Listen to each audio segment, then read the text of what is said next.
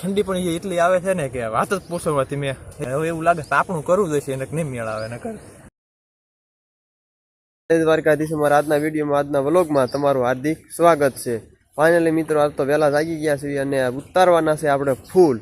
બરોબર, પહેલાં અમારી વાડીનો નજારો તમને બતાવી દઉં.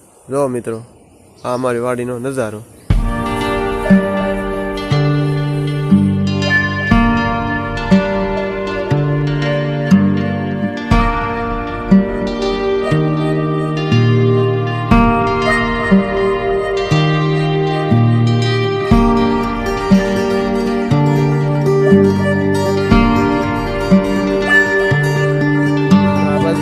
ફૂલ ઉતારવાનું પણ ચાલુ થઈ ગયું અને આપણે પણ ફૂલ ઉતારી લેવી. બરાબર. જય માતાજી ભાઈ. જય માતાજી. અત્યારમાં ફૂલ ઉતારવાનું ચાલુ કરી દીધું છે. જે થોડુંક ચાલુ કર્યું છે હજી, ઘણું બધું બાકી છે. ઠંડી પણ બહુ છે, ઢાઢ પણ બહુ છે અત્યારમાં. અને આ બધું પણ છે અમારે ગેલેરીઓ પોતા છે, થોડોક ચા કર્યો છે આવીને.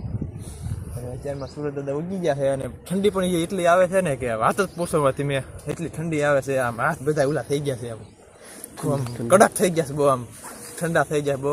અને હવે એવું લાગે કે આપણું કરવું જોઈએ એને નહીં મેળ આવે ને કર. મિત્રો, હવે આપણે છે ને ફૂલનું જે કામ હતું એ બધું પૂરું થઈ ગયું અને પાર્સલ જે કરવાનું હતું એ કરી દીધું છે અને શિરાવણ પાણી કરવા બેસી ગયા છે.